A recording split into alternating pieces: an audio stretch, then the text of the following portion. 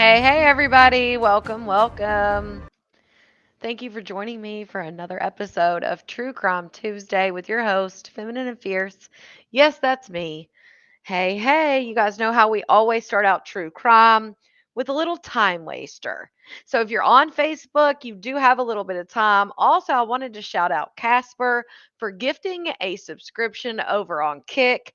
Thank you so much. I shouted her out when it happened, but I didn't shout out why I was shouting her out. So I just wanted to let that be known. So thank you so much, Casper, for gifting a subscription. Appreciate that. And I hope everybody's having a good start to your week. I was gone yesterday. As you guys know, there's been a lot going on in my life, both personal and professional. Um, so yeah, I took a day off yesterday. Well, a day off from here yesterday, I should say. Um, it seems like if it's either like the end of the week, like Friday, or the beginning of the week, like Sunday or Monday, where I'm just like done. I'm just like run down.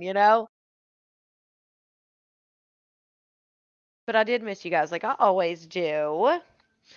So, we're going to get into this, but if you're on Facebook, you do have a little bit of time. But if you want to come on over to YouTube, all you have to do is scroll up to the top of the page, click the link that's on there.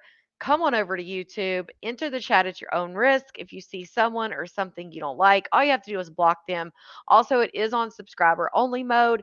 If you're a subscriber, you can't comment. This is why I try to usually put subscriber on like as soon as I do the 30-minute warning, which today I actually did an hour. But the reason I try to put subscriber on, hey, Tibby, hey, everybody, is because you know the feeling. I think we all know the feeling. Um, I put subscribers on in the beginning is because for some reason when I put subscriber, if this ever happens, you'll know. If I do subscribers, if I put it on like during in the middle of the video, like I forgot, for some reason it'll kick people out of being able to comment, even though you're a subscriber. You may even be a member. It's just something it does. So if that ever happens to you, all you have to do is just go out of the live and come back, and it'll work. I know Tibby had that issue, and a few other people were like, "What the hell? I can't comment." Um, so yeah. Do an individual haze because I'm not feeling well. Yeah, sometimes I don't do the individual haze, like if I'm busy or something like that. And so that's why sometimes I'll do that. I'll be like, hey, everyone in the chat, busy, can't do, multitasking or whatever. But I hope you feel better, Lakita. All right, so let's get into this. We have a one of my favorites. If you want to check out this website, it is the Smoking Gun, and then just go to Time Waster. But this is my favorite. And number two, shout out to her because, honey, she was giving it all. She was being dramatic. She was giving the mugshot, honey. But this is my favorite game that's on this website. It's where you match the criminal with the weapon of choice. And they always have the strangest weapons, like this one, can of pork and beans. They said, "Don't mess with me, honey. I'm trying to cook," and slung that can of beans because, we don't get a story. We don't get to know what they did with it, which is unfortunate. So I like to make these things up in my head. Number two looks like a little grabber device for the elderly.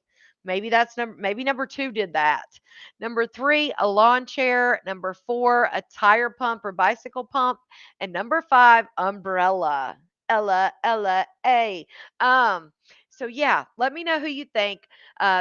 The criminals are one, two, three, four, and five, just like the order that you see. And then you can tell me pork and beans, grabber, lawn chair, bicycle pump, or umbrella. Ella. So you guys let me know. Number two gives lawn chair. All right. Well, that's the first one I saw. So we're doing it. Two gives lawn chair. Oh, you think number two's the beans, beans, beans. Everybody says beans. All right. Well, who said that so we can remember who said lawn chair? Kelsey says lawn chair, but there's so many of you guys saying beans. So let's do it. I was thinking the grabber for her.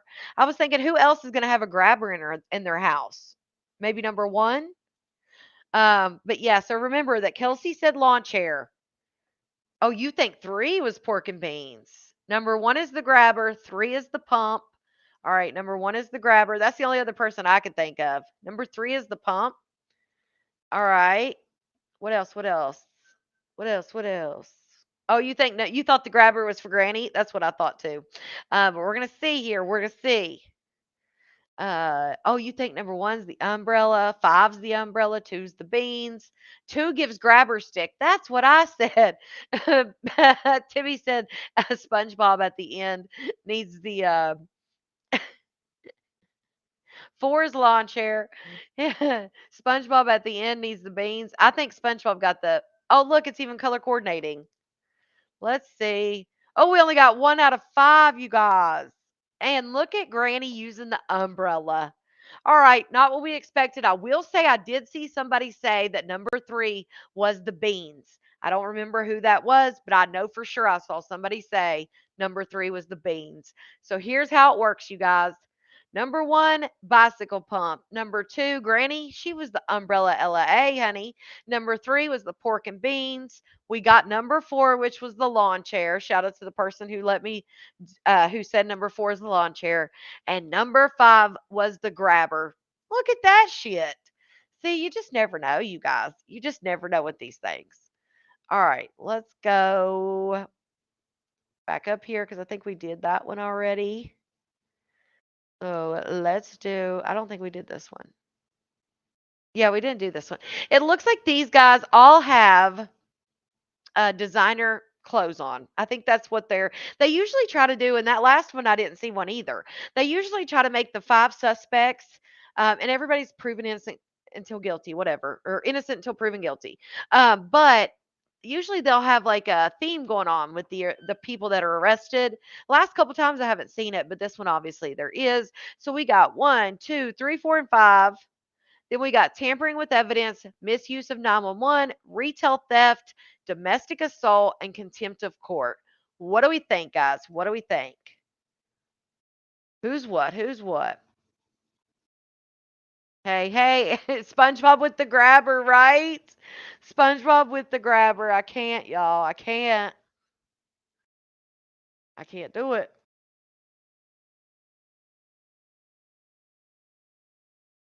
All right, so what do we misuse of 911 is number 5. Okay. Retail theft, maybe that's how they got the designer stuff, you know. You got to get in where you fit in. Shit. One is theft. Okay. One is theft.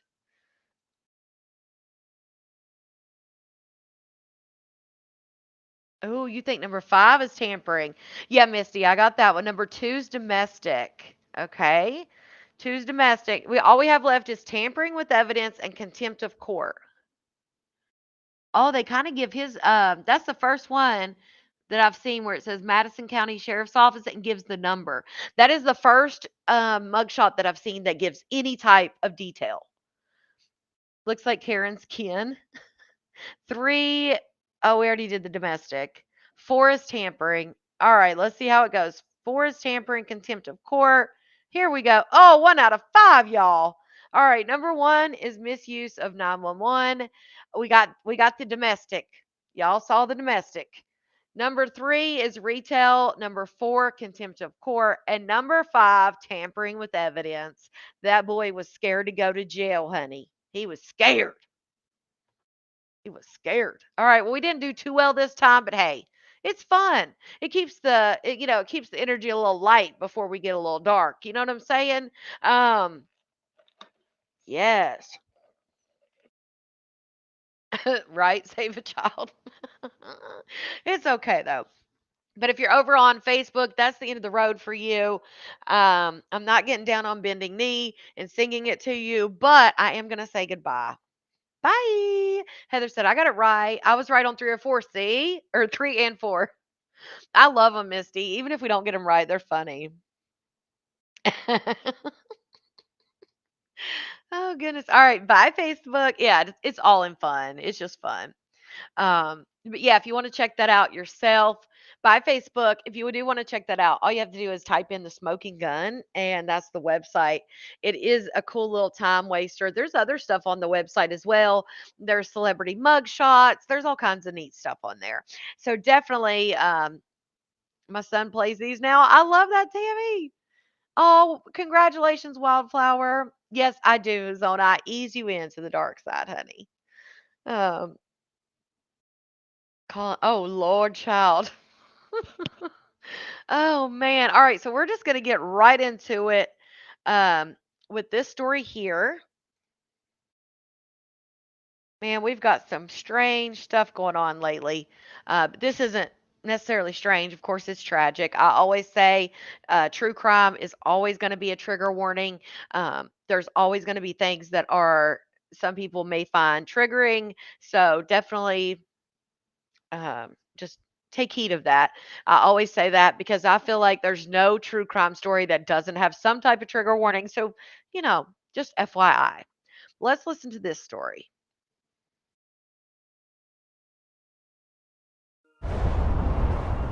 The great mystery. Once again, a daunting responsibility. It's a case that stuck with Mojave County Sheriff's Office investigator Lori Miller. The dirt knows. Talk. If it could just tell me. Trying to figure out who killed 28-year-old Marina Ramos here in 1989. What happened to her two little girls, Elizabeth and Jasmine, who have been missing ever since. She had her two little girls with her. It was a cold case until Miller was recently able to identify Marina Ramos, learning about her daughters who were never seen again. I always said that. In my heart, I think they're still alive. Miller has never wavered, even traveling out of state to search for the girls. And then that one day, there it is. And you realize that all you've done for years is finally come to a successful conclusion. That day coming in August, after Marina's family provided DNA to help with the search for the girls, now 37 and 36 years old. I think my heart fell down into my feet. Miller learning about a match on a genetic genealogy website, tracing the sample to its source. I grew up with the name Tina, and just recently I found out my real name is Jasmine Ramos. It's a call neither Tina or her Wow. older sister Melissa will ever forget. I don't know. I just ran out of the room and didn't even know how to process what was being said. The two sitting down with me weeks after learning the news. I'm still trying to process it. Even seeing the stories we shared. New images are being released in a decades-old murder case full of twists and turns. To see those age progression photos, that must have been weird to see. Yeah, it was pretty crazy. I'm like, that was pretty spot on. I didn't know what I was looking at first, and my husband was like, that's supposed to be you. Decades-old newspaper clippings help tell the sisters' story. They had been found in the park on December 14th of 1989 in Oxnard, and we found Marina December 12th in Mojave County. Just babies discovered in the bathroom of a Southern California park and later adopted. To learn that your mom was a victim and that she didn't leave you in that California park, that it was someone else. I was sad to know that my mom is gone and I will never be able to see her. Sorry, it still hits me a little bit. As teenagers, the sisters were told about their adoption, now learning much more. I was happy to know that all those abandonment issues that I dealt with when I was a kid was automatically released for me. Both have their own complex emotions and still so many questions. You don't know that in some people's lives you're missing. In your own, you're right here. You're reading this story of these two little girls who got abandoned, and you're like, I don't really know, how are you supposed to feel about that? It's like, I was a baby, so I don't remember. I want everyone to know that I'm okay. I'm here. I've lived a beautiful life. I can't imagine. I have a wonderful husband. Tina now lives in Oregon. Melissa recently moving here to Arizona. Both have children of their own. Do you have a hope for the future with all of this? I would like to meet the family in person. As much of them, like I said, as that they would like to meet me. From there, it would just be how we feel together. The sisters sharing the similarities they already see. It's like, how is my sister like my mom when we don't Hey, Valerie. we don't know her? Nervous, emotional, scared. Now adults piecing their own stories together. This is what I've been searching for and wanting for a very, very long time. I'm excited to do this. I'm excited to learn who I am, learn who Jasmine Ramos is. We're doing good, and may the search continue for the next missing person, and hopefully they find some more success stories. Miller isn't done working this case. She spent time doing further testing and going through police reports. She believes 3 people, a woman and 2 men seen with the girls in that park back in 1989, could be suspects in Marina's death. We will continue to follow this case in the coming days. Ashley Holden, ABC 15, Arizona.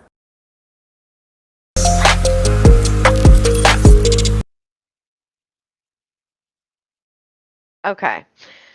So that story, while it is a tearjerker, it is so basically their mother was found deleted in the desert. Nobody knew anything about it. These 2 children were found in the bathroom of a park. This is in the 80s, you know. They thought they thought that they thought that their mom had abandoned them in this park bathroom. Recently, because of genealogy and because people are sending their DNA in to these companies like ancestry.com and things like that, they're able to piece together things they normally, especially in the 80s, wouldn't have been able to piece together. So they finally identified the woman, um, in the desert, and then it all came together, coming to find out that whoever did this to their mother, clearly, I feel like they should look at the men in this woman's life, because there's not many people that are evil enough to take a woman out of this world, but then leave the 2 female girls in a bathroom and untouched, unharmed, all of that. I think that is unique in itself. Um, yeah, I did get y'all with that one because I got it. I got myself with that one. Um, but I feel like for them, especially a man or whoever, to do such a thing to that female, I feel like there had to have been some reason that they did not hurt those babies, that they left those children. Um, yeah, this has just been solved, Eureka. So now the girls are what they say, 36 and 38 or something like that. So this is just, I think that video was posted like 3 hours ago. Um, so yeah. Also, 23andMe 23andMe is allegedly on the verge of bankruptcy. And everybody's talking about, like, where is the DNA? Where is the data that they have? Who's going to buy that data? And they're thinking that it may be like that data that they have stored, they may be able to, whoever, buy it and use that for future cold cases and stuff like that. Uh, because if 23andMe goes bankrupt and someone buys that company, that means they buy all of the data, which includes everybody's DNA, which is kind of scary. That's what I said, Wildflower. Someone close to them, because you would think if it was just some evil man that was kidnapping a woman to do bad things, we all know what those bad things can be sometimes. Um, it seems like they would do those bad things to the females too. Um, so I'm not sure.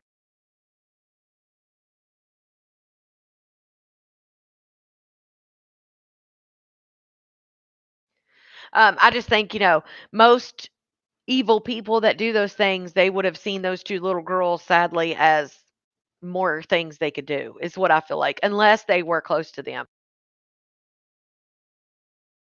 But now, like that one girl said, what really got me is when she was like, all those abandonment issues that I thought I had just disappeared because they realized, and literally, can you imagine having abandonment issues your whole life into you're almost 40 years old and you've had these abandonment issues? It's affected every relationship in your life, it's affected you your whole life. And then when you're almost 40, you get the news that literally changes everything. It erases the entire abandonment issues. You realize that your mother did not abandon you and your sister in a bathroom in a park. You realize that your mother was taken from you against her will. She would never, she didn't do that. And I think for them, that's huge closure for the case. I think for the family of this woman, I cannot imagine thinking that you lost your 2 grandchildren and you lost your child, somehow, because obviously they didn't even know that she was passed away. They just thought that she ran off, right? What I don't understand about this whole thing is how they didn't understand, how they didn't. Maybe because it was in the 80s and obviously DNA wasn't like that, but I don't know how they wouldn't have found 2 kids in the park, even if they were young, very young, how they would find 2 kids in the park and not be able to look at their feet print and be able to see who they are as children. Like, even in the 80s, I know that I'm pretty sure that my mother, like, my foot, I'm pretty sure I've seen, like, my footprints were taken along with my mother's right thumbprint or whatever it is. They do a thumbprint in the footprint. Um, so I'm wondering why they couldn't identify those children, or did that because, they say that she learned her real name. They were saying her real name's actually this. So I'm like, did they know that and they just didn't tell them as part of the adoption? Or did they not even have the resources to figure out who those children were? I'm definitely going to look into it more. Like I said, that video was just posted, I think 2 hours ago. So I just clicked on, like, I just found that story out as I was waiting to go live. So I was like, I have to show them because I was just like you guys over here crying. So I am going to definitely look into it more because I feel like obviously nowadays, I feel like if there was 2 children left in a bathroom, they'd be able to say, okay, well, these children were born at this hospital, here's their footprint, something like that. Exactly. My footprints were taken. I was born in 1975. Right. So that's what I'm wondering, if it was a closed thing where the authorities knew, but then when they got adopted, they just didn't disclose that info. I'm very curious. I always wonder why we did footprints but never used them in any way. Yeah, I don't know. That's a good answer. I mean, that's a good question. Hey, Jared. 2 boys from my city in '89 still haven't been found. They were only like 9. Oh my goodness, that's awful. Speaking of missing people, I want to show you this story. I think somebody had mentioned it on Thursday, I believe, when we were live for last week's true crime. And this story to me was like, really? So I wanted to share it with you guys. No spoilers, of course. You guys know that. It's true crime. To trace at least some of the steps of the 2 hunters who disappeared a week ago. We're now able to trace at least some of the steps of the 2 hunters who disappeared a week ago while looking for elk in the San Juan. Yes, the mother's body was found in the desert because they were in Arizona. The mother's body was found in the desert, obviously deleted. The children were found in a bathroom at a park. So yeah, totally 2 different. They would have never put them together, In southern Colorado.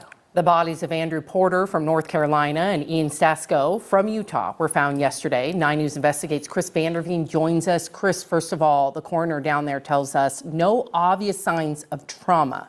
Sam, that's true. So right now, this remains a bit of a mystery in Conejos County.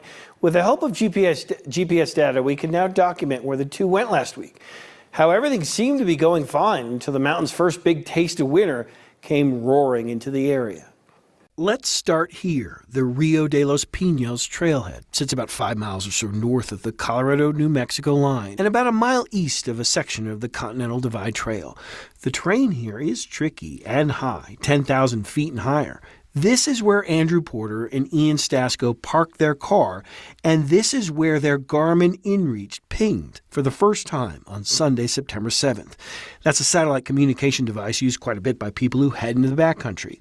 First ping, 9 p.m. The following day, they hiked north. Second ping, campsite. We know, thanks to GPS data, they remained here, 11,400 feet up on the 8th, the 9th, and the 10th. Thursday, September 11th, the weather shifted, and they headed back south. 1 ping here, the next back at the trailhead with their car. The following day, 1 week ago, the weather really turned nasty. 9 News senior meteorologist Chris Bianchi says a big storm came in around 4 p.m. Hail, 40 to 50 mile-an-hour winds. Temperatures dropped into the 30s. Snow followed. Overnight, the temps dipped into the 20s. No more pings from the Garmin. And so when the search began this week, search teams first met here, back at that trailhead. Dozens of people joined in. Teams knew the 2 hunters carried bows, knives, no guns, and were trained in handling the outdoors. Thursday, the search came to an end. The county coroner tells us there were no obvious signs of foul play. A pair of autopsies, now scheduled for Monday, should hopefully tell their families more. Lots of possibilities. Okay. Does it tell? Because I thought it told the. Okay, hold on.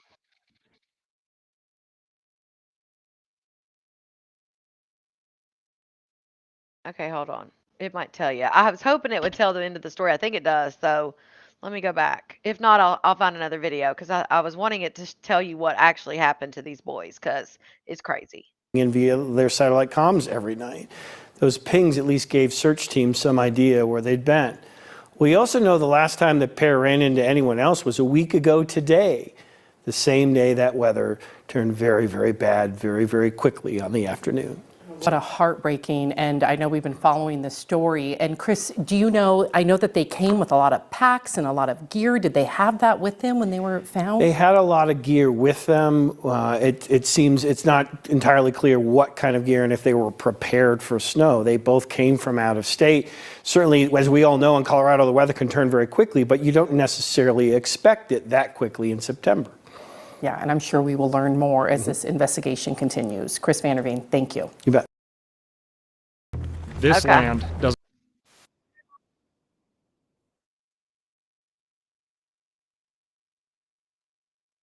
Okay, hold on. Here it is. Here's one that'll tell us.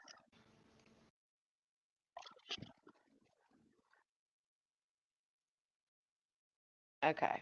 Because my thing is like, what's the odds of this happening? But Conejos County coroner says 2 hunters found dead last week died of a lightning strike. Andrew Porter and Ian Stasko were elk hunting in the San Juans near the New Mexico border. They hadn't been heard from since September 11th. On the 12th, a storm hit the area with lightning. On the 18th, they were found about 2 miles from a trailhead. Porter's fiancée said they didn't have all their gear with them at the time when the storm would have rolled through. From 2015 to 2024, there were 8 deaths from lightning in Colorado. That's the 5th most of any state over that time period. so what is the odds of both of them got struck by lightning during a storm while hiking? What is the odds of that? And here's my thing. The coroners, when they said there's no foul play suspected, in my experience, I would think that he would have known immediately what happened to them. Now, maybe that's not the case. Maybe it was low voltage or something like that. But I know in my experience from things I've seen from lightning, I feel like he would have seen it. Although maybe he may have known, or of course, he may have known when he saw them, but he still had to do the test and all that to actually get to say a confirmation. But for both of them, Killa, this is like unlocked a new fear because I'm not that scared of many things. I think when you deal with death, especially for so many years, for so long, not only obviously you have the good things and healing and things like that, but you do deal with death in my line of work. And so I think it kind of desensitizes you to it, or it makes you like, what's going to happen anyway? You know what I mean? Like it could happen. You see so many things that are like people woke up that day and had no clue that was going to be the last day. And so it's just so crazy to me that like they're out there hiking. You can see on there because they had satellite phones and stuff. You could see like their movements, and clearly they were both from out of state. They may have not known that there was a storm coming. They didn't have all their gear. I guess they had left it at another spot because of the storm. They were just, I guess, probably trying to just find somewhere that was the safest. And then during this storm, for both of them, I don't know if they were I'm curious to know, like, were they touching each other? Were they holding on to each other? Were they in an activity together? Were they, you know what I'm saying? Like, I'm just curious. Or were they so close together? It's just that one strike hit them both. I just think that's a single bolt can take out a whole field of cows. It's possible. Right, Lauren? That's what I was going to say. That's why I was saying, I wonder, they must have been very close and, maybe not even, they didn't, like you said, a whole field of cows. So really, they probably didn't even have to be that close in proximity if it was that bad. And I keep forgetting that they were at such a high elevation, like what lightning we see, even, I'm obviously at sea level, so it's a little different, but especially for somebody like me on sea level, lightning gets here, it may not be as bad. I mean, it could be, I guess, but I feel like the higher up you are, and they were clearly in elevation, they were up in mountains and stuff, or, so I feel like, I bet it was a bad storm. Oh, that's awful. That's awful. Not even more ironic. If not, that's, what did Colette say? Yeah, I don't know. That's what I was thinking. But like Lauren said, I mean, it has been known. Um, yeah, Carrie, very possible if they were close. Well, even like Lauren said, if it can take out a whole field of cows, they may not. Which of course, if they're hiking together and stuff, I'm sure they weren't too far apart. You know, they could have even been sleeping. I mean, they don't know what time it was. I'm sure they can go back and look over. Like look at the strikes and stuff like in the area probably and figure out a roundabout. But that is just awful. I can't imagine. But this brings me to um, a case that we have talked about before. And again, no spoilers. I'm sure lots of people know about this case. And I probably don't even have all of it in this because there is so much to this. But this was a case that we talked about before where an artist, actually, we've talked about it twice before. Um, we talked about when the Tesla was found with a body in the back and that it was a singer, D4 David, whatever he goes by, that was actually on tour. And then I covered it again once we found out that it was Celeste, a 14-year-old girl, and we also found out, I talked about it even, I think maybe more than that because we talked about it again. Allegedly, he's been dating this girl since she was 11. He was 16, and there has been so many things that have come out about this story that are chilling. Like, just for instance, just one little fact, and then I'll play the video. Obviously there was a song about this. She was in a video basically about her own death. He had a casket that he toured with, and allegedly parts of her were found in the casket. Like, it's craziness. He even talks about you've been waiting on this update. He even talks about his alter ego, that Tommy, which is crazy. His alter ego is Tommy, but Tommy would commit the crimes, the red rums, and then he would have to solve the crimes. So he was solving the crimes that he was committing. I mean, this thing, it goes deep. It goes deep. So this is a video I put together of just some stuff I've been seeing around. I'm sure there's so much more, but this is just stuff I've been seeing on my, For You page or whatever it is. So let's check it out. And this video right here in particular is chilling. And her family knew about this shit and was getting paid off. It's crazy, allegedly. I'm Celeste Rivas and I'm very young. I want prayers from you guys. Please don't forget me. 15-year-old Celeste Rivas were discovered on September 8th, 2025, inside the trunk of a Tesla registered to singer D4VD, whose real name is David Anthony Burke. Celeste had been missing since April 2024, and officials now say the case is being treated as a homicide investigation. The Los Angeles Police Department and forensic teams searched a related residence and seized evidence, though no arrests have been made. Reports online have fueled speculation, with claims that Celeste and D4VD may have shared a personal connection, including tattoos and references in his lyrics. However, none of these claims have been officially confirmed.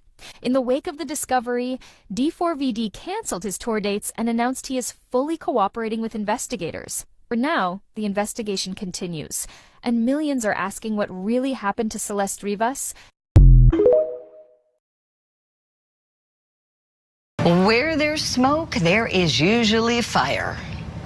And when there's a dead body in someone's car, That is some serious smoke.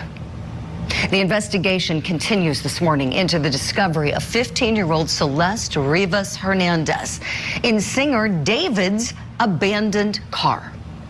The teen was reported missing on Valentine's Day in 2024, and while we still don't know how she died, Los Angeles police investigators are describing her body as severely decomposed and also dismembered.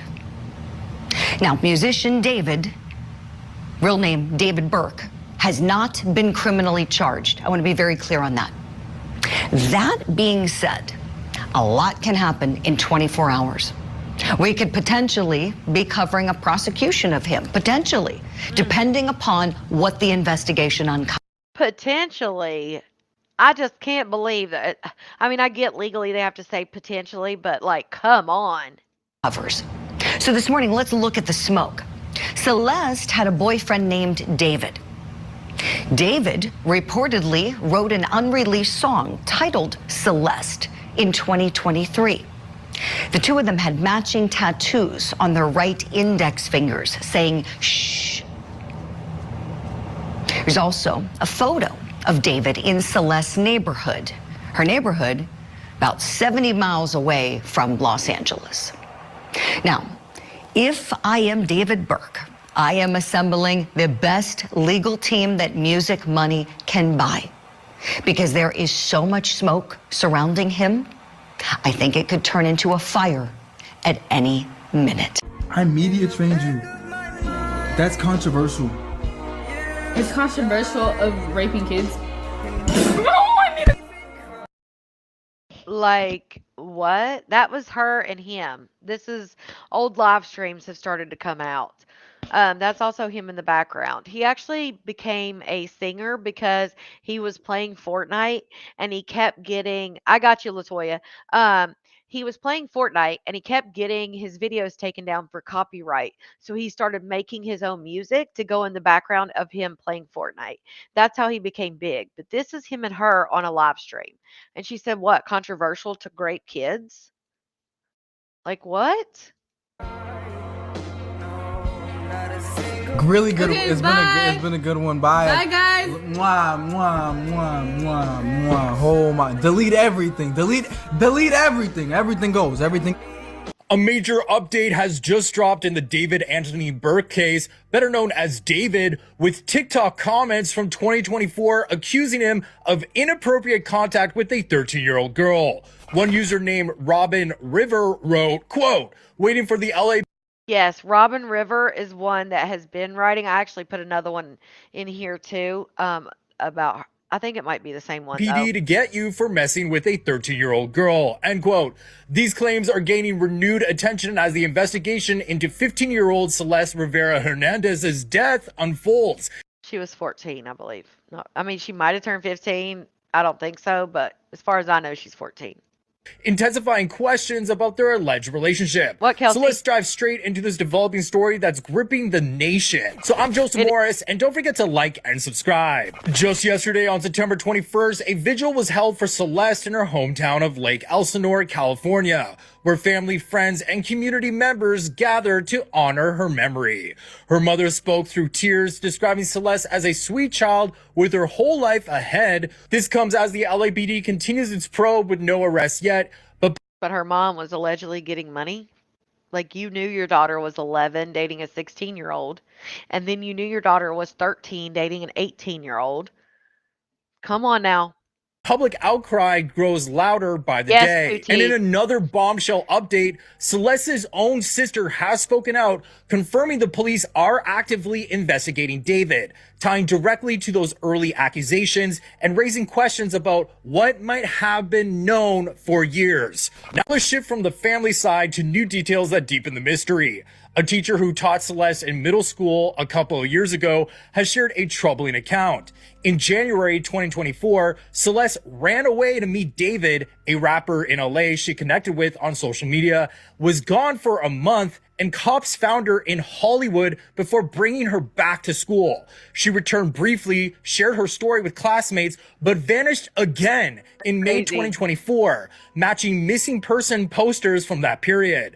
The teacher, now at a different district after leaving her Lake Elsinore school, shared this with his current class as a warning about social media dangers, showing a photo of Celeste in front of a poster in his old classroom. And then I found out yesterday that she's now dead in that rapper's car, cut into pieces.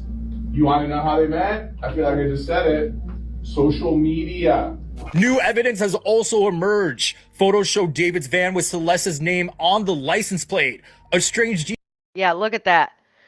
Her name's right there. This is from 2023. So she would have been 12, 13 at the most. And he was 18 by that point, or at least getting ready to be.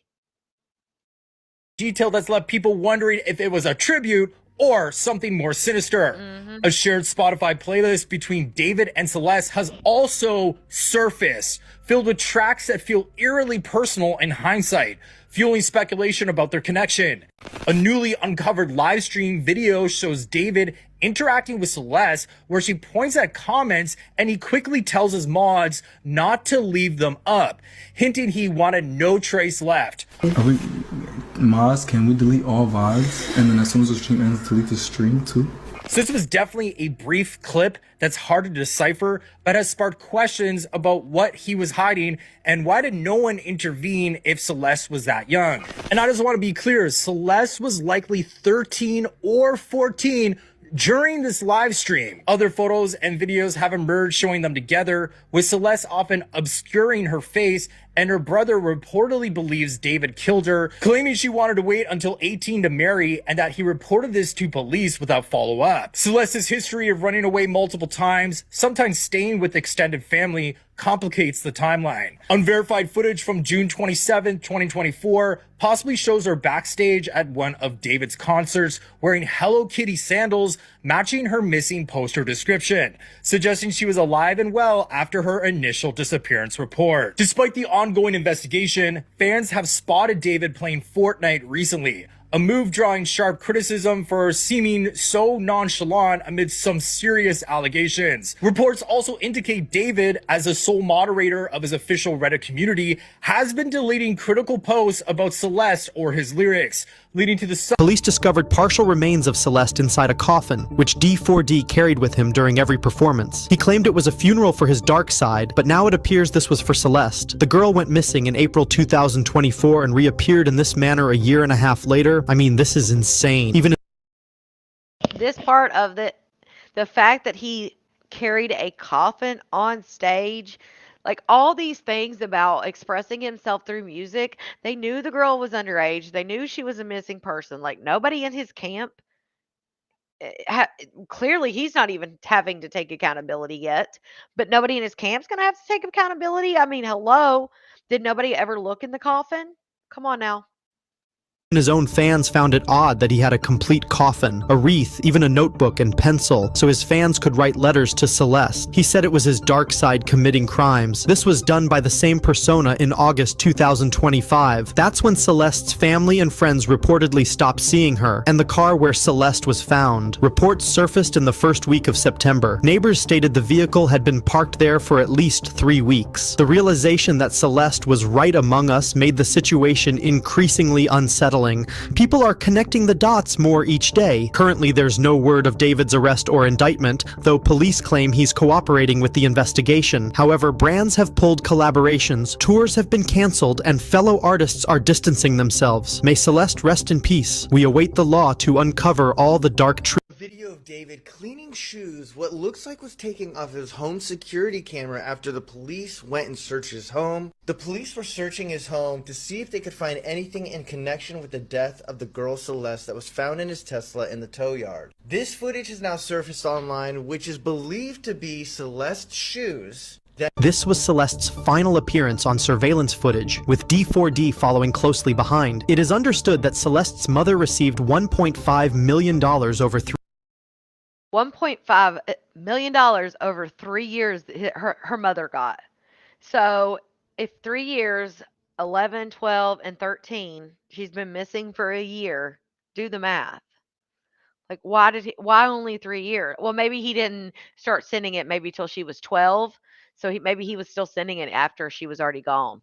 3 years, tacitly accepting the terms of their 3-year relationship. The family knew about her relationship with David and permitted the 12-year-old girl to be with her boyfriend. They didn't care, only needing that $10,000 delivered weekly without fail. Celeste confessed she was terrified. During this period, she repeatedly sought help and intervention from her family, complaining about D4VD's emotional instability and behavioral issues. Yet her mother, driven by greed for financial gain, more tragically, relatives joined in the money extorting scheme. The family's economic dependence on D4VD only deepened with each passing day. This 3-year transaction ended with Celeste's death. A young life vanished into darkness with the tacit consent of loved ones, leaving behind an endless interrogation of familial bonds and conscience. The Los Angeles Police Department has launched a full investigation into the case.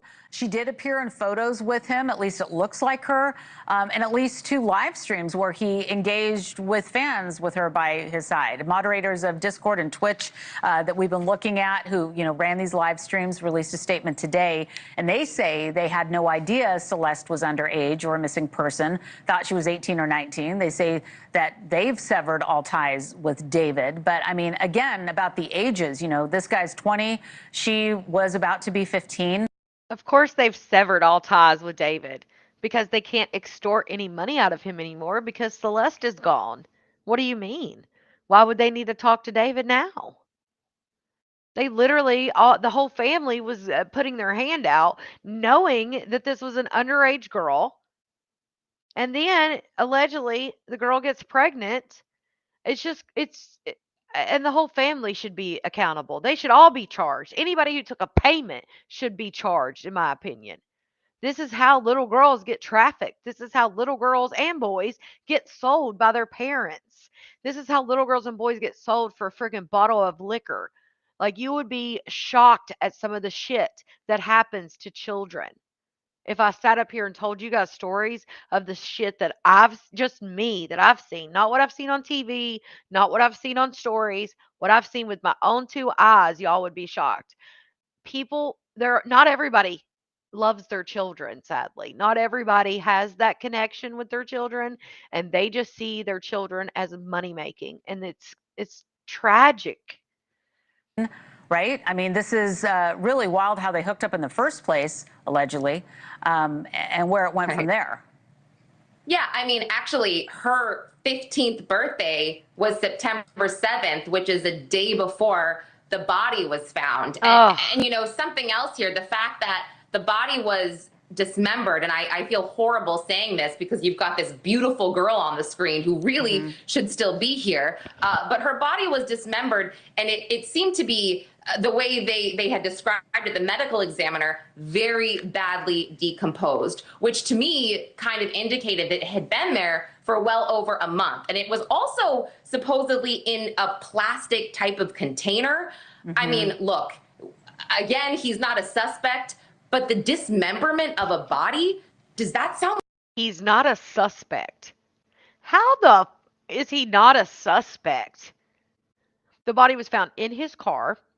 The coroner says the time of death was before he would have went on tour, which I think is just so convenient that, in my opinion, he knew maybe this family, even though they were as crappy as you could be, maybe they'd be looking for her on her birthday. She's been missing all this time. And he's on tour, so how convenient. So it's in his car.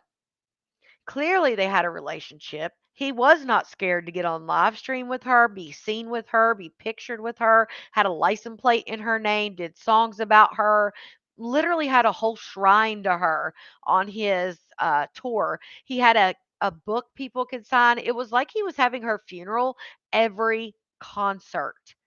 It's sick and twisted, but that's exactly what he did every single concert. God forbid he carried a freaking coffin around with parts of her in it and had people sign a book like you would at a funeral and write messages to her as if she was gone.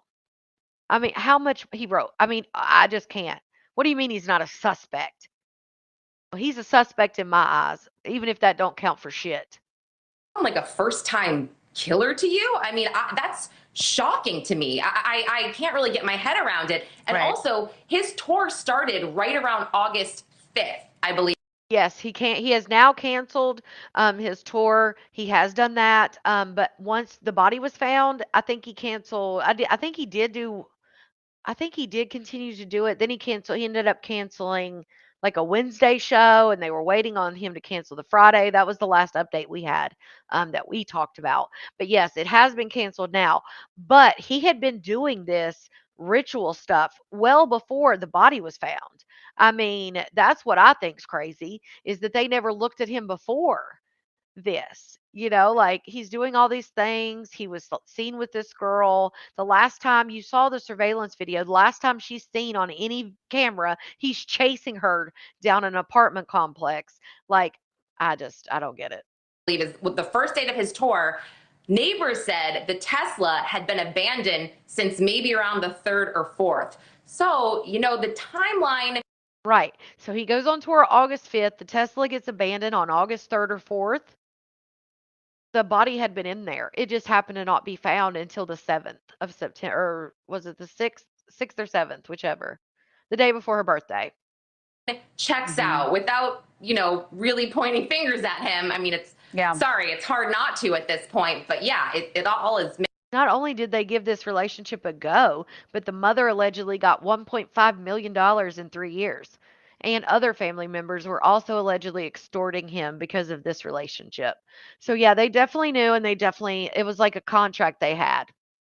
Making sense. Right. And listen, I mean, Los Angeles is really hot too, right? So it's a very, very warm environment where this Tesla was abandoned. I've heard other things too, that maybe the body just fell apart. Was it dismembered? Did it just fall apart? I mean, it's really hard to talk about, as you mentioned, with looking at the victim, and our hearts go out to her family and to her friends and everybody who, maybe didn't know that this was going on, this alleged relationship. Has David said anything right now? Has he said anything about Celeste? I mean, he apparently wrote a song about her, but has he said anything about what's going on? Because we don't know for sure where he is. We know that he has these reports that he returned to LA on Wednesday, but not seen in public. So are you hearing any buzz about what he's saying? No, I'm not hearing anything about David and the way he feels, any sort of press statement about him. And, I think it's interesting because he grew to fame on social media like TikTok and Instagram. He's got something like 2 million followers, and he's posing with very high profile people like Benny Blanco. And, these people haven't said anything as well. They've said nothing. And I think at this point, everybody just wants to keep their distance, as they should, until we know a little bit more. Crazy. I swear every day there's like a new update in this case, but I can't wait till I can get on here and tell y'all that he's been arrested. I know investigators are trying to make sure that they are crossing their T's and dotting their I's before they make that arrest. So today we learned that David has broken the lease of his Hollywood Hills home while this investigation is going on of the... And that's the home that the police raided, which there's a video in here about that as well. The dismembered body of Celeste Hernandez found in the car that is registered to him. The news on the lease comes a week after that same home was raided by the LAPD homicide unit as they were pulling evidence from the home. They were also looking for blood evidence, checking drains to see if there was any evidence or tissue in the drains. And this is the home that was a block away from where the Tesla had been parked before it was towed. And at this point, we've heard that he has canceled all his tour dates now, even the ones overseas, and also that he has hired an attorney. At this point, I really think it's only a matter of time. I hope they gather everything they need to go ahead and make that arrest. David and Celeste update, what we know as of now, Monday, September 22nd. Yesterday, Sunday, September 21st, a vigil was held in Lake Elsinore for Celeste. The people of her community gathered. A lot of teenagers were there. A lot of people who knew her from school or people who knew her from when she was a child. People gathered to remember her and to ask for justice to find out what really happened to Celeste. As we know, Celeste was last reported missing in 2024, and it was just last week that her body was recovered, found in bags in the trunk of a Tesla. Now, I find this very, very interesting here. This article by People says that the LAPD searched a Hollywood Hills home associated with David. They said that David was living there, but that he has not been named a suspect and that they are following several leads. This one's a little bit more detailed. It says detectives subsequently executed a search warrant at a Hollywood Hills address associated with David, but the police said several items of evidence were recovered and that investigators are following several leads, but stressed that the 20-year-old musician has not been charged or named a suspect, which to me is very confusing because there seems to be so much evidence and connections between these two individuals. And if it turns out that David didn't do it, who do you think did? And at the end of the day, this doesn't erase the fact that he was a 20-year-old man who started having a relationship with this beautiful girl when she was only 11 years old. That is a child. I don't care if he was 17. At 17, you should know the difference between kids and people your age and what is acceptable and what is not. Justice for Celeste, because at this point, I don't know what the police have going on. I know they're not going to tell us everything that they know, but for them to put out there that they're stressing that he's not a suspect, like, what is really going on here? And this was just a short recap. I know there's a lot of other details going on around there, but I did want to update you with this. Her community staff over the last day has justice to find out what really happened to her. that my staff over the last day has dealt with pure evil. So some evidence just came out on David again, but it gets confusing. First, LAPD did go and search David's house late Wednesday and left with a computer and several evidence bags. You see this video, everyone is saying Celeste? It's a different Celeste. This Celeste is the 13-year-old that's missing, right? This Celeste at the bottom is the one that y'all keep seeing in the video. The page that blog pages keep showing that he follows. The one that was in these photos. I guess he hung out with a grown girl named Celeste as well. But the Celeste that ran away at 13, he posted songs on her birthday. And this photo with Hello Kitty slippers matches the missing report description of Hello Kitty sandals. Then you got this where that is her forehead. That is her forehead. So it's like, so we have messages, multiple images of him with the young Celeste, but also there's, as of 2024, he was with the older Celeste a lot of the time. This is giving me the biggest headache in the world. I incline you guys to please stop sending me screenshots of stuff. Okay, so I put that in there because there is, if you look at this, that's the Hello Kitty, the missing thing. It was in the missing poster, but there's two Celestes. So I wanted to throw that in there because some people are getting confused about the different accounts or whatever. So just remember that if you're going down the rabbit hole. Okay. See, I throw in some stuff from TikTok. I also verify anything that I am putting in there. I verify it. And then I also throw in, I prefer like you, madams, to do the videos from, obviously not TikTokers, but some of the information like the two Celeste and things like that, I want to put that in there.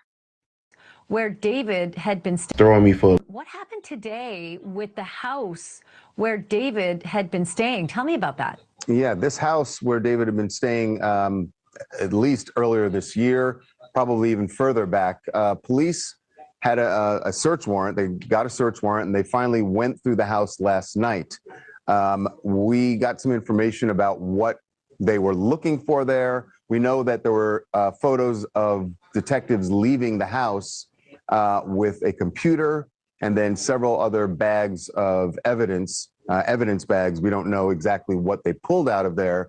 We know what they were looking for, and it is very clear that they are trying to connect the victim, Celeste Rivas Hernandez, to that home, and obviously to David also. We should say the home is about a block and a half away from where David's Tesla was parked when it was towed to an impound yard.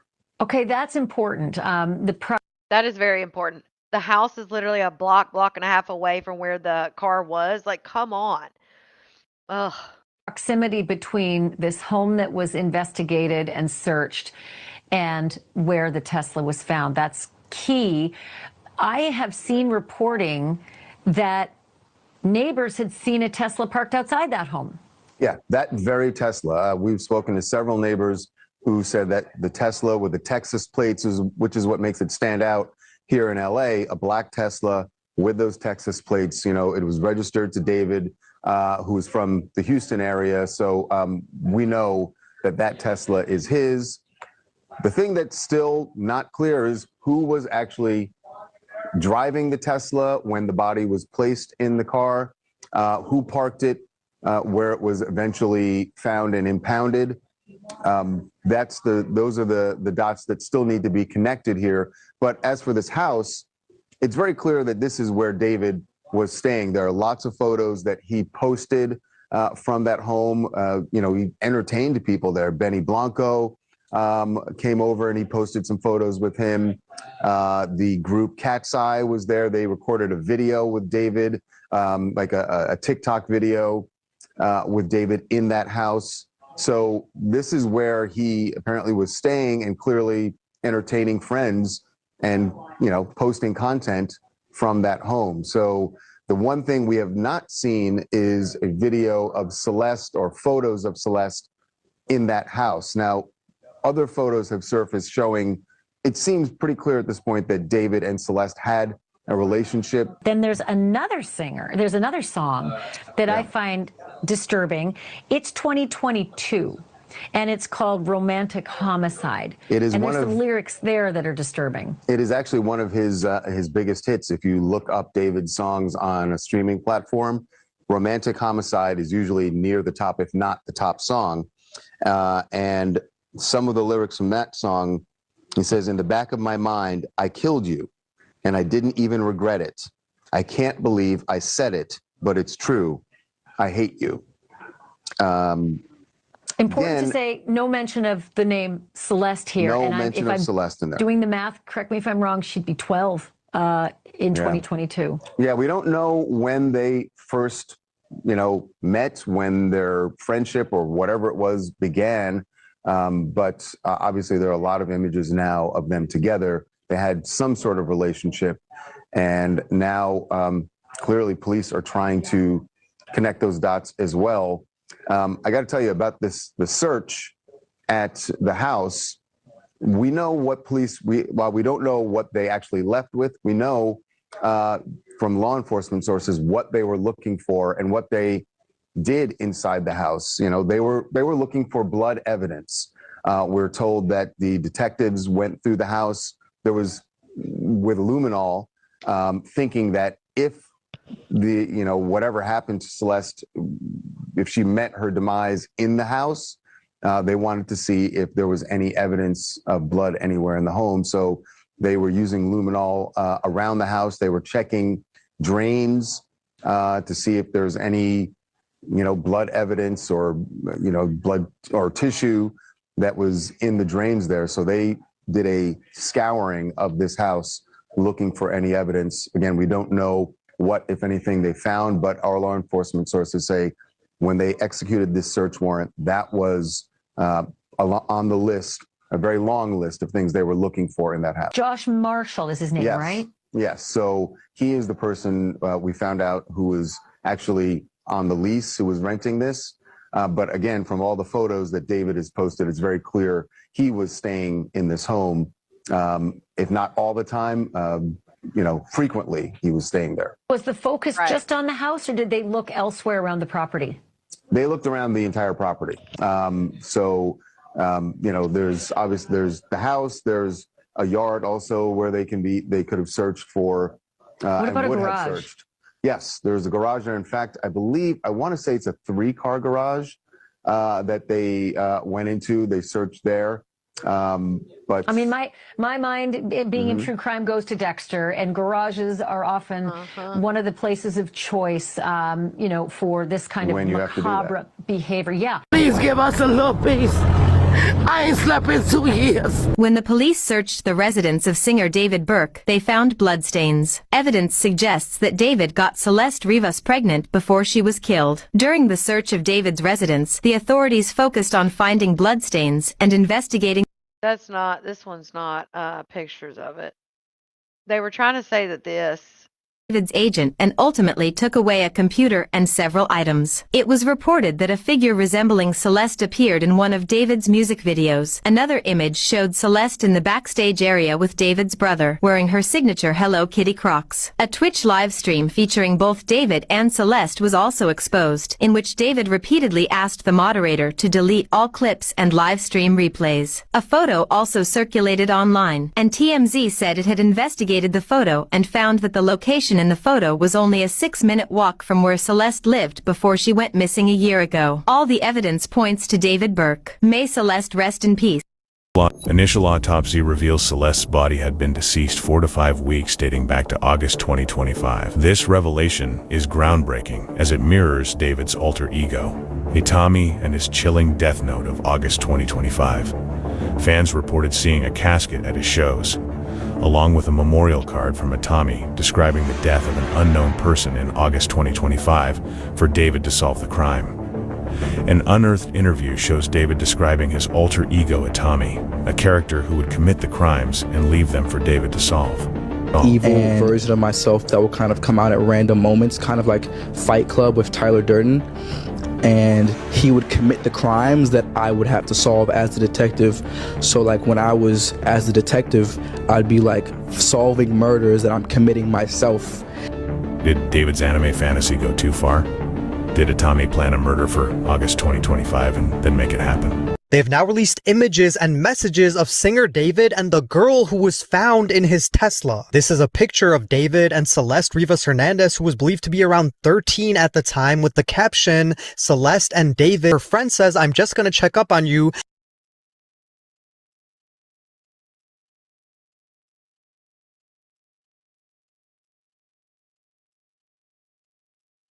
David. Guys, so there's a new update. If you go to David's TikTok all the way back to February of 2024. February Click on this of 2024. Me to everyone I tricked into thinking this was a love song. Like this dude literally, like Kelsey said, I feel like he used her for his like sick, demented fantasies, obviously, and for his artistic, satanic, demonic, whatever the hell. Yeah, this shit's crazy. Video where he says, "Me to everyone I tricked into thinking this was a love song." If you click in the comments and you scroll all the way down, this is where the lady's comment was that person was talking about, where she says, now this is back in February of 2024. There's an account named Robin River who said this about him way back last year before all this blew up. It says, "Waiting for LAPD to get your ass for messing with a 13-year-old girl." What? Obviously, this person has no videos or anything like that. I think speculation or clues. I mean, listen, he had a whole coffin. He had music videos allegedly about her. He changed the lyrics from "I killed you" to "I killed her" on stage. He had them sign a book at his concerts, and it was to Celeste. It was like messages to Celeste. You saw the card that they got, and it literally said this person dies in August 2025. And then obviously we know that the car was parked in the beginning of August. Literally like a few days in, like the 3rd or 4th of August, the car was parked with her body inside. It's like, did he plan all this and then execute it? I don't know. And I just think it's very convenient that I have heard that the car was never reported stolen, because I feel like if it would have been reported stolen, I feel like it would have been found way sooner than it was. And I feel like that was probably deliberate, because the longer the body stays, the less evidence you're going to have, because nature takes over and things happen. Decomposition, all the things.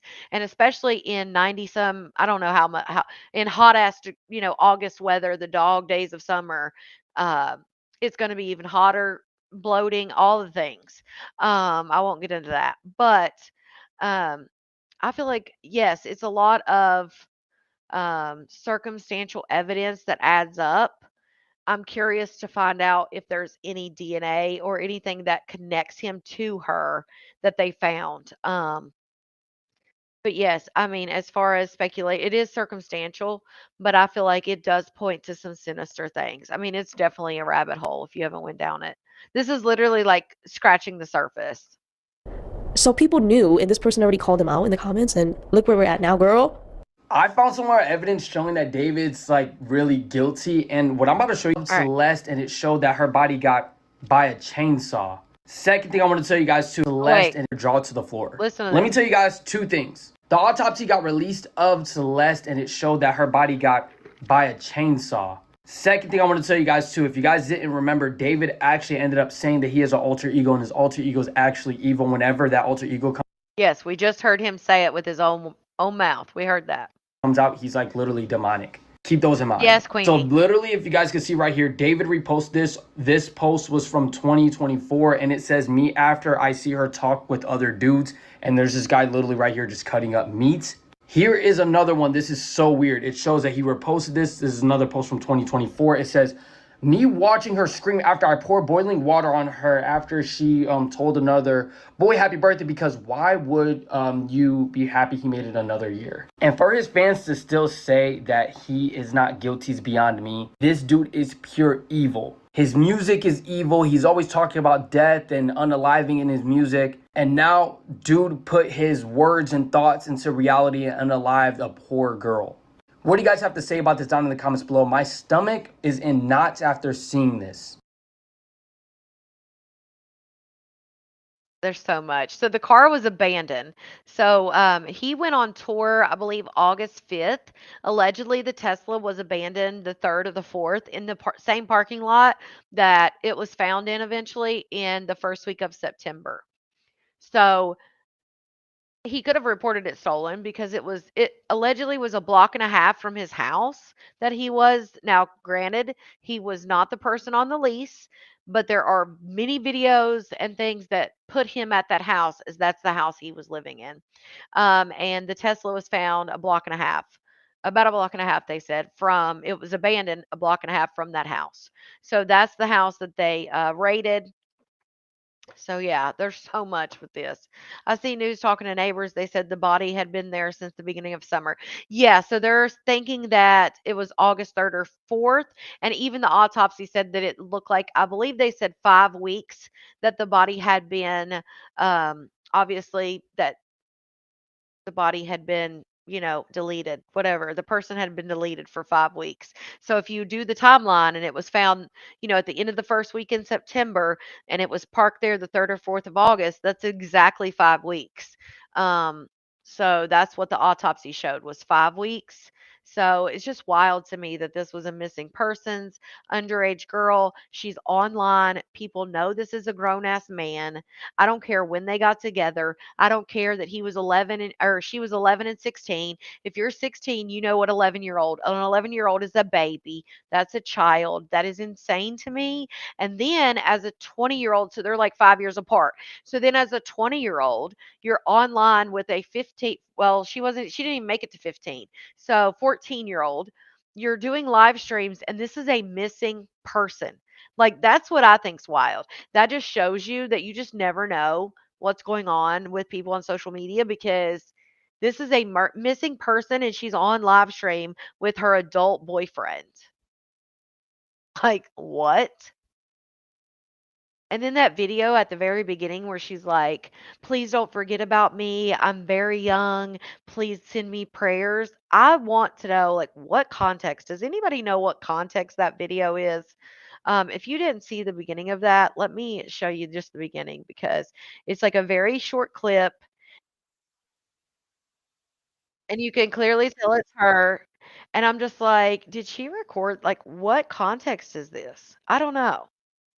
And obviously she was a missing person. So I don't know. If anybody knows the context, let me know. But listen to this. It's just chilling now.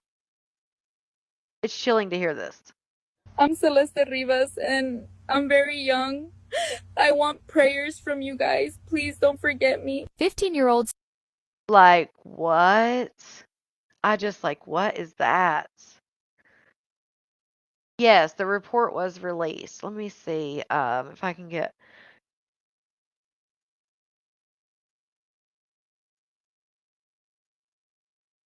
I can pull up a copy of it.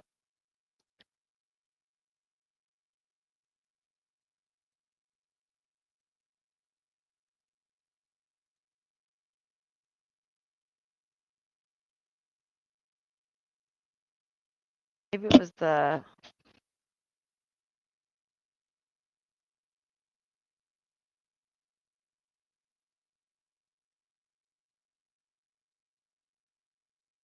Here.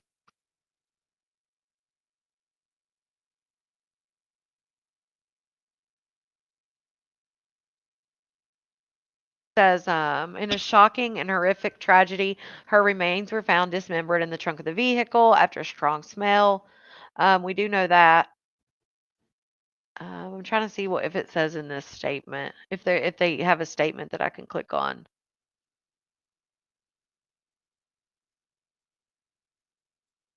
They're probably keeping some things, I would say, to themselves since it's an open investigation.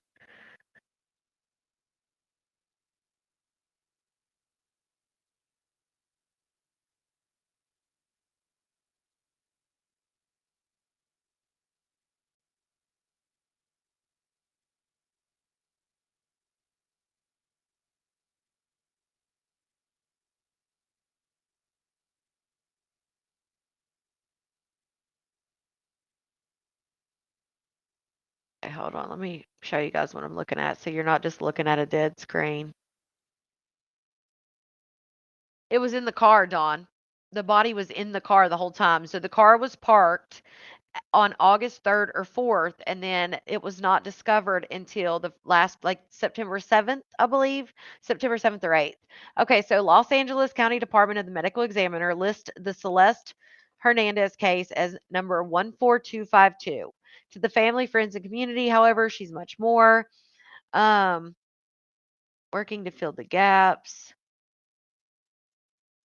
Body was reportedly badly decomposed, and it's likely she's been in the vehicle for a much longer time. Place is listed place of death is the vehicle. I wish I could just pull it up. It says the cause and manner of death have been deferred, which means the deputy medical examiner completed an examination, but a cause of death has not been determined. The deputy medical examiner is requesting additional testing and or studies in order to make a determination. Regarding these types of tests, obviously toxicology or otherwise. Cannot disclose what testing or studies will be requested. Deferred cases can take a few months before the cause of death is determined. So they did come out and say that obviously she was dismembered. But yeah, it looks like they're waiting on more tests. Official comment gone unanswered. Says they're looking for any security camera video that could shed light. It says Teslas have a robust camera system known as Sentry Mode, which can record 4 external angles of the vehicle and video inside the cabin. When asked whether the LAPD had consulted with Tesla if onboard footage exists, the automaker did not respond.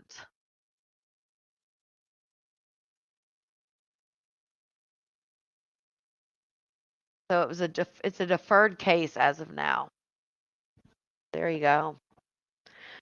I was just reading a story because her stepfather, who was oh my God, I read that story, Nikki. Okay, so listen to this story, guys. So the daughter was turning 13, I believe. She was young, right? 14. She was turning 14. It was her birthday. Her real dad, okay, her parents are split up. Her real dad, and I'll find the story for you guys, but her real dad thinks that his daughter that's turning 14 is going to go on a vacation. This is like, I want to say like, I'll look it up, but I want to say like, say the 14th or 15th. He thinks his daughter's going on vacation. He doesn't know anything until I believe the 20th or 21st of September of this year, when the mother of the child calls and says your daughter's in critical condition. So when he gets to the hospital, sadly the girl passes away or had just passed away. And the father wants to know what happened. It says on the death certificate, natural causes. So the father's like, what the hell's going on here? So when the body gets taken to the funeral home, the father goes to the funeral home and he wants to inspect the body of his daughter because he knows there's what's going on. So he inspects the body. She had breast implants. Come to find out, the mother was actually married. I think she was married to him. He was a plastic surgeon, the stepfather. And the stepfather performed this surgery on this girl at this age, and she ended up passing away. I saw that story. I was like, what? Girl gets, let's see. But yeah, the father is devastated.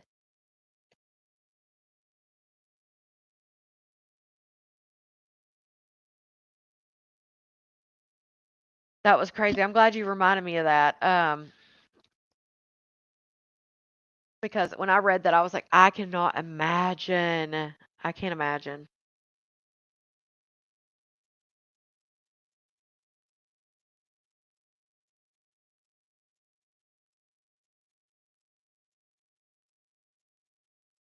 Paloma was her name. Ugh. So sad. Okay, let me show you guys this story before I head out. Yes, it's awful. I don't have a video though, guys. Sorry. All right, so that's her. Look at her little self. Oh, a 14-year-old girl has tragically passed away after allegedly undergoing an unauthorized breast augmentation surgery, which her father claims he was not aware of. Paloma Nicole Arellano Escobedo died in a hospital a week after the procedure, with her death reportedly attributed to complications from a respiratory illness. However, her father, Carlos, insists that the breast enlargement surgery is to blame and is calling for an investigation, claiming the operation was performed without his consent. Carlos alleges that he only discovered his daughter had undergone the surgery at her funeral when he noticed she had breast implants and scars. He stated her death certificate falsely stated illness. See, I thought it said natural causes, so that's it says her death certificate falsely stated illness as the cause of death in an attempt to cover up the truth. Paloma's death occurred in a hospital in Durango, Mexico on Saturday, September 20th, according to Need to Know. Carlos expressed suspicion over the speed at which his daughter's death certificate was issued. He said, they gave it to us right away. I don't know how they did it so quickly. Their certificate listed the cause of death as cerebral edema due to a respiratory illness. After the funeral, Carlos filed a complaint when he realized that there was more to the daughter's suffering and death. He alleged a cover up and I demanded that all those responsible be investigated. Oh, look at her. Poor thing. The prosecutor's office has confirmed that they are investigating. In a heartbreaking tribute, a devastated husband remembered his beautiful wife. Oh, that's a different story. But yeah, it says, oh yeah, that's just going into a different story. But yeah, so I read somewhere that allegedly he thought she was going on vacation. Let me see if I can, because they didn't say that. That's just crazy.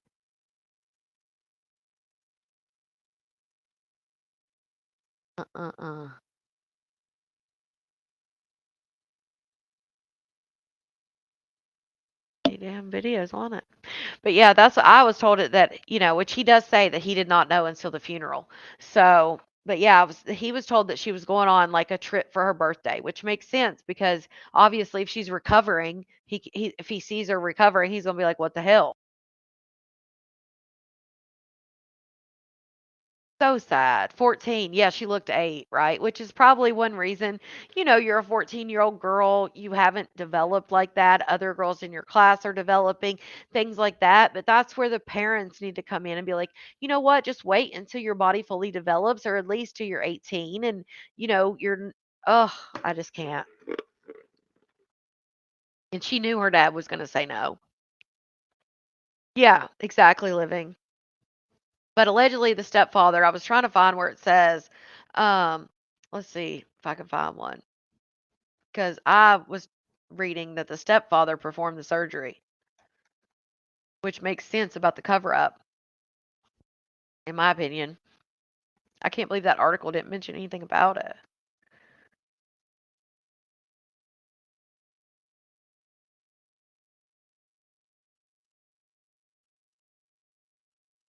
Okay, let's see. Here we go. Is this? Oh, damn. I wish they would give me a damn video. Damn. What the hell, MSN? Can't give me a video? Like, dang. That's some shit.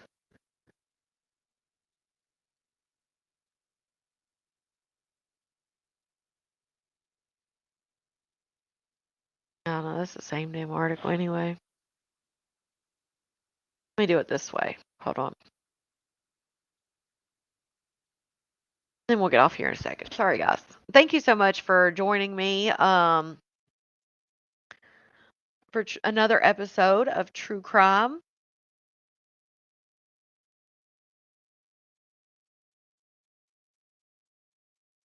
Crime on Tuesdays. And I will be back after this for Malarkey.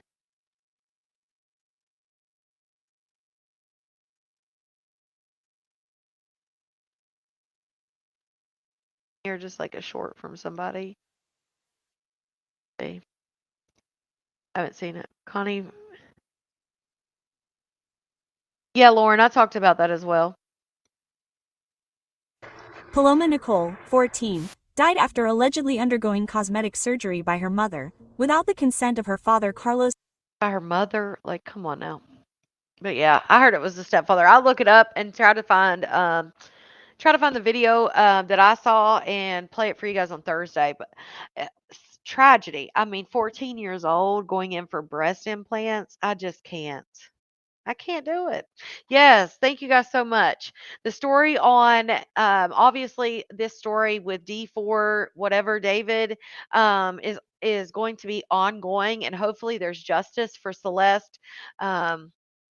Obviously, it's an ongoing investigation. There have been no arrests made. David's not even a suspect. And the fact that, and here's the thing, in my opinion, I feel like they're probably going out here and saying that I'm hoping this is the case. I'm crossing my fingers that this is the case, that they are out here blatantly, because let me tell you, it's like they're trying to put it out there that David is not a suspect. Like they are trying, it's like they're overdoing it almost to let people know like he's not a suspect. And I'm wondering if they're doing that because they want him to get comfortable and they want him to talk, or maybe they're going to try to send somebody in. Maybe somebody's come forward that's close or that works there and they're trying to get some kind of confession. Who knows? But I feel like they're trying to come out and make it known he's not a suspect because they want him to maybe get comfortable and screw up. I'm not sure. So, oh, thank you so much, Vicky. Shout out to you for that super chat. We Outlaws appreciate you, and I appreciate you as well. The lady who found the baby is who I meant is going off. Baby. Oh yeah, there was a baby, and this is the second baby that there was a baby that was found in a dumpster crying, and that just happened recently. And a woman found the baby. That's the second one we've had. If you guys remember, I think 2 weeks maybe back, we talked about one on True Crime where the baby was wrapped in two different plastic bags and was in the dumpster for, I believe, 5 hours, and it was still crying, was able to cry. I don't know what kind of plastic bags these were. I mean, clearly that baby had a guardian angel. But the mom had wrapped the baby in two, and obviously probably slung it in the garbage, but had put it in two bags, and somebody heard the crying coming from the dumpster. And now there's another case where a mom has put a baby in a dumpster. And I just feel like if anybody is listening to this, and I know this sounds crazy, but there's 300 people in here. If anybody's listening to this and you are pregnant and you do not want the child, or your circumstances, you can't take care of the child, there are resources out there. You can take your baby to a fire department, no questions asked. There are adoption agencies. There are all kinds of options.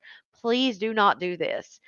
Give the baby a better life, and give yourself a better life by not going to prison for the rest of your life, because you will get caught and then you're going to be a baby, you know what. So save the baby.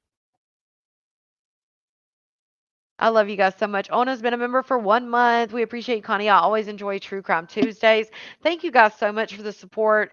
Love you guys so much. And I will be back on Thursday for another episode at 9 p.m. Eastern. I hope to see you guys there. Yes, safe surrender, please. There are ways to do it, and putting a baby in a dumpster or doing things to a baby closet, tubs, whatever these women have been doing lately, there are better ways. And if that message even reaches one person, I hope it does, because there's other ways. There's better ways. And I will be back shortly around 11 p.m. with Malarkey. I'll see you guys there.